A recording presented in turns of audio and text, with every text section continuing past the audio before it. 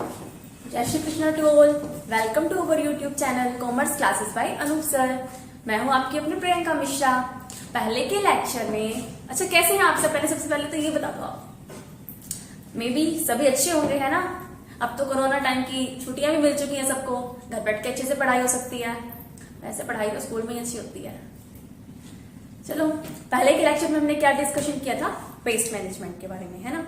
और आज के उसमें क्या क्या था, मतलब हम वेस्ट को कैसे मैनेज कर सकते हैं, एवरी टाइप वेस्ट को, चाहे वो मेडिकल हो, चाहे वो ई वेस्ट हो, चाहे वो वाटर वेस्टिंग हो, है ना, चाहे वो किसी भी टाइप का वेस्ट हो, उसको मैनेज करना सीखा था हमने।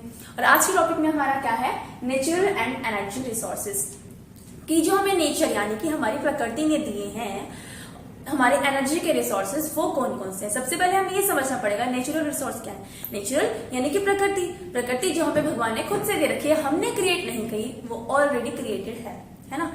तो और रिसोर्सेज जो संसाधन है हम लोग यूज करते हैं, हमारे कहीं ना कहीं पर वो चीजें यूज में आ रही हैं, चाहे वो खाने पीने में हो, चाहे कहीं आने जाने में हो, या अनदर यूजफुल थिंग्स जो कि हमें नेचर से मिली है, वो हमारे लिए क्या है? Natural resource. इसमें भी टू टाइप्स के होते हैं जो रिसोर्सेज होते हैं। कुछ तो होते हैं वो जो हम दोबारा से बना सकते हैं, और कुछ होते हैं वो जो नहीं बना सकते, है ना। और नेचुरल रिसोर्स से क्या होता है, हमारी मतलब एस्थेटिक वैल्यू है वो भी बढ़ती है किसी हमारी पृथ्वी की। अगर मान लो हमारे आसपास पेड़ ना हो, पहाड़ ना हो, नदियां ना हो, तो क्या होगा? हमारे आसपास हमें अच्छा लगेगा नहीं ना। जहां पे सिर्फ धूल ही धूल हो, रेत ही रेत, तो वहां पर रहना पसंद नहीं करेंगे, है ना। तो चलो आज का हमारा टॉपिक क्या रहेगा? Natural and energy resources. तो फर्स्ट नेचुरल रिसोर्स होता क्या है? नेचर प्लस रिसोर्स, यानी कि जो प्रकृति से मिले हुए रिसोर्सेज है वो क्या है? Natural resource.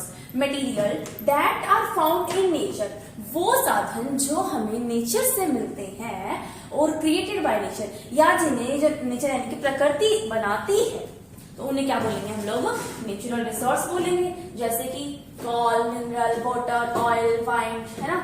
कॉल यानी कि कोयला, मिनरल्स यानी कि बहुत सारे ऐसी चीजें, खनिज है जो हमें मिले हैं प्रकृति के द्वारा, जो मतलब पत्थरों के बीच में होते हैं, पहाड़ों के बीच में होते हैं, हम लोग उसे नहीं बना सकते। वाटर यानी कि पानी, पानी हम तो नहीं बना सकते ना, वो तो ऑलरेडी प्रकृति ने हमें दिया है। ऑयल, समुद्र के अंदर ऑयल भी होता है और नमक भी होता है। वाइन यानी कि हवा, फॉरेस्ट, जंगल कितने बड़े बड़े हैं। सोलर एनर्जी यानी कि सूर्य ऊर्जा, जिससे हम लाइट भी बना सकते हैं। और सर्दियों में ठंड लगती है तो हम सूरज के आगे बैठते हैं ना, ऐसे। एंड सॉइल, जो मिट्टी हमें मिली हुई है। इस तरीके के बहुत सारे ऐसे और भी चीजें हैं जो नेचुरल हैं, जो प्रकृति ने हमें खुद से दिए हैं, है ना। इनमें रिन्यूएबल भी हो सकते हैं और नॉन रिन्यूएबल भी। हमने टू टाइप्स में डिवाइड किया इनको। रिन्यूएबल यानी कि जो रिन्यू हो सकते हैं, री प्लस न्यू, जिसको हम दोबारा से बना सकते हैं। नॉन रिन्यूएबल यानी कि जिसको हम दोबारा से नहीं बना सकते, नॉन रिन्यूएबल। अच्छा, regenerate with in a given span of time, मतलब एक टाइम पीरियड के अंदर ये दोबारा से बन जाते हैं, तो वो होते हैं रिन्यूएबल। वो कौन कौन से होते हैं हमारे? देखो, वाइल्ड लाइफ है, फॉरेस्ट है, सोलर एनर्जी है, ऑक्सीजन है, बायोमास है।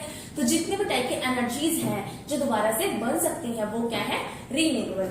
और नॉन रिन्यूएबल में विच है नॉट बी रीजनरेट, जिनको हम दोबारा से नहीं बना सकते, like call, petroleum, fossil fuel, है ना, मिनरल्स। ये जो चीजें हैं वो एक बार अगर खत्म हो गई तो वो दोबारा से नहीं बन सकती। इसीलिए इनका हमें यूज जो है ना, वो अकॉर्डिंग टू टाइम पर यूज के अकॉर्डिंग करना चाहिए। मतलब जितना यूज हो उतना करो, क्योंकि बार बार नहीं कर सकता। पेट्रोल वगैरह कैसे बनता है? देखो, जब हमारे जो पौधे वगैरह हैं या बहुत सारी ऐसी चीजें हैं जो मिट्टी में दबा दी जाए और वो काफी टाइम तक अंदर रहें, गलती रहें, सड़ती रहें, है ना, उसके बाद में वो धीरे धीरे पिघल वगैरह, मतलब उनका जो मटेरियल है डेड बॉडीज का, वो यूज होने के बाद में धीरे धीरे जो पृथ्वी के अंदर समा जाएगा और उसके बाद में कुछ ना कुछ उसका बन जाता है उसके अंदर रहते रहते, ठीक है। यानी कि हम इजीली उन चीजों को नहीं बना सकते, बहुत लंबे टाइम के बाद में वो चीजें दोबारा से बन पाती हैं, तो वो होते हैं नॉन रिन्यूएबल, यानी कि जिनको हम दोबारा से मतलब रिन्यू नहीं कर सकते। अच्छा, उसके बाद में इनके कुछ कैरेक्टरिस्टिक्स है, विशेषताएं हैं, वो क्या क्या है वो हम देख लेते हैं। तो देखिए, लिमिटेड रिसोर्स, सबसे बड़ी बात क्या है इसमें? हमारे पास रिसोर्स जो है वो लिमिटेड रहेगा, मतलब हम बहुत ज्यादा यूज नहीं कर सकते, क्योंकि जो चीजें हैं वो बार बार नहीं बनती हैं, ठीक है। यूजफुल फॉर एवरी पर्सन, जब नेचुरल रिसोर्स है तो हम उसका यूज कहीं भी कर सकते हैं, किसी भी तरीके से कर सकते हैं, प्रकृति ने हमें दिया है ना। तो यूजफुल फॉर एवरी पर्सन मतलब कोई भी हो, हर कोई यूज कर सकता है। लाइक जंगल में पशु पक्षी भी रहते हैं, है ना, और वहां की लकड़ियों से हम लोग फल फ्रूट भी लेके आते हैं, लकड़ियों से हम लोग अपने मतलब ईंधन वगैरह भी यूज करते हैं, कई बार लकड़ियों से हम लोग अपना फर्नीचर भी बनाते हैं उनके, यानी कि बहुत सारे यूजेस हम कर रहे हैं किस चीज के? नेचर के। फिर अल्टरनेटिव यूजेस, एक ही चीज के बहुत सारे यूज, है ना।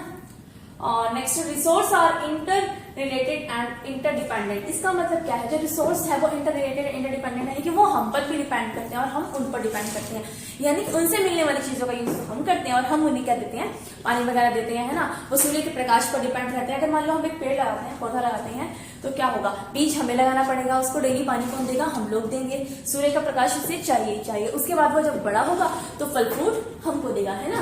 तो ये क्या है, रिसोर्स जो है वो इंटर रिलेटेड होते हैं और इंटर डिपेंडेंट होते हैं, यानी कि हमें उनकी जरूरत है और उन्हें हमारी जरूरत है।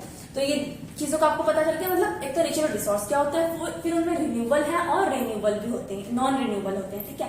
अब हम करेंगे, अच्छा फॉरेस्ट के बारे में कौन बताता है, फॉरेस्ट का स्टडी कौन दे रहा है, वो इंडियन फॉरेस्ट सर्वे ऑफ, मतलब forest survey of India, FSI जो है ना इंडिया में, फॉरेस्ट सर्वे की ब्रांच जो है फॉरेस्ट सर्वे ऑफ इंडिया, वो रिपोर्ट पब्लिश करती है किसकी, फॉरेस्ट के बारे में, कि कितने जंगल है हमारे यहाँ पे, या फिर कितने पेड़ हैं, किस जगह पर पेड़ों की संख्या कम है, किस जगह पर वृक्षों की मतलब जंगलों की कटाई ज्यादा हो रही है, तो उसके बारे में रिपोर्ट पब्लिश कौन करता है, FSI करता है। अच्छा, इसके मिनिस्टर कौन है, भूपेंद्र यादव। और कैबिनेट मिनिस्ट्री कौन है इसकी, अश्विनी कुमार चौबे, है ना, इसकी FSI की।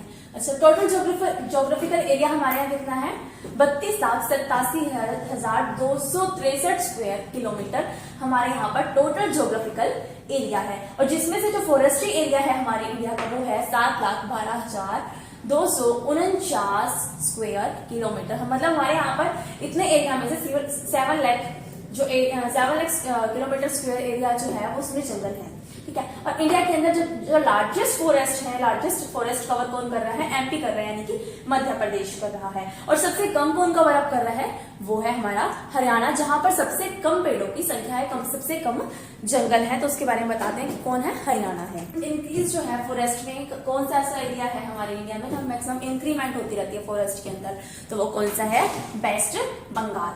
मिजोरम वो स्टेट है जहां, मतलब हमारे इंडिया का वो स्टेट है मिजोरम, जहां पर 80.41% ट्रीज है, यानी कि जंगली एरिया है, लोग वहां पर बहुत ही कम रहते हैं, यानी कि 85.41 covers area of forest only in he state, अपने पूरे स्टेट का 85.41% वहां पर ट्रीज और जंगल है, ठीक है।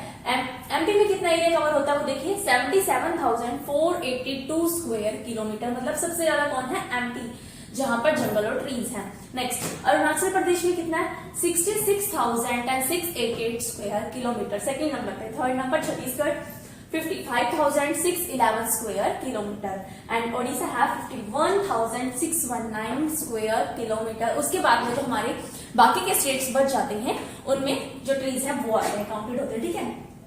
टोटल फॉरेस्ट एंड ट्रीज कितने हैं हमारे इंडिया में, कितना परसेंट एरिया कवर होता है, तो वो है 80.73 मिलियन हेक्टेयर एरिया, कि जो हमारे इंडिया का 80.73 मिलियन हेक्टेयर एरिया है वो जंगलों के एरिया में आता है, जो हमारे यहाँ पर ट्रीज वगैरह कवर करते हैं, जो कि जोग्राफिकल एरिया का 24.56% है। किसका, जोग्राफिकल एरिया का 24.56%। और वर्ल्ड में जो लार्जेस्ट फॉरेस्ट है वो कौन सा है, अमेजन। अमेजन के जो जंगल है वो लार्जेस्ट फॉरेस्ट है पूरे वर्ल्ड के अंदर। और सबसे स्मॉलेस्ट कौन सा, बुकेट नानास फॉरेस्ट रिजर्व जो है कहाँ है, मलेशिया में है ना, मलेशिया में है। और सबसे कम जहां पर मतलब जंगल है, सबसे छोटा जंगल है, उसके बारे में बता रखा कौन सा है, बुकेट नानास फॉरेस्ट रिजर्व कहाँ है, मलेशिया में है, पूरे वर्ल्ड का सबसे स्मॉलेस्ट है।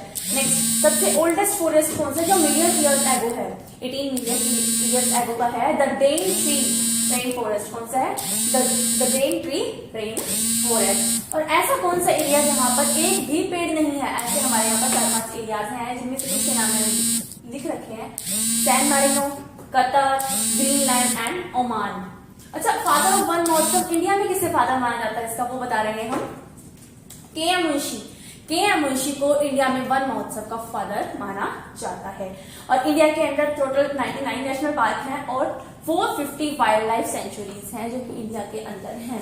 और फिर भी अभी भी हमारे यहाँ पेड़ों की कमी है, जिसकी वजह से बहुत ज्यादा जो पॉल्यूशन है वो बढ़ता जा रहा है और काफी सारी प्रॉब्लम्स भी क्रिएट हो रही हैं। तो इसीलिए क्या बोलते हैं, पेड़ लगाओ जीवन बचाओ और कम से कम पेड़ों की कटिंग की जाए। और सभी को क्या करना चाहिए, ज्यादा से ज्यादा पेड़ लगाने चाहिए ताकि हमें नेचुरल रिसोर्सेज अवेलेबल हो सके। देखो पेड़ों की वजह से क्या होता है, हमको लकड़ी वगैरह मिलती है और अच्छी हवा मिलती है ना, और पानी का भी संचालन होता है, क्यों, पेड़ होंगे तो ही बारिश आएगी, ऐसा माना जाता है।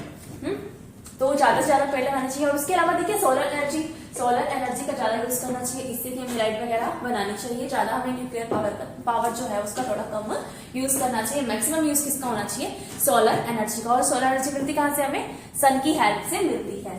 ओके, तो नेचुरल रिसोर्स का मतलब यूज करो, बट जो रिन्यूएबल है उनका ज्यादा यूज करो, नॉन रिन्यूएबल का कम से कम यूज करना चाहिए, लिमिटेड यूज करना चाहिए। क्यों? क्योंकि वो हमारे पास लिमिटेड में एक लिमिट तक ही अवेलेबल है, वो जल्दी से नहीं बन सकते। अगर आपको मेरा ये लेक्चर अच्छा लगा तो प्लीज कमेंट करके बताएं, लाइक करें, शेयर करें, सब्सक्राइब करें एंड थैंक्स फॉर वॉचिंग।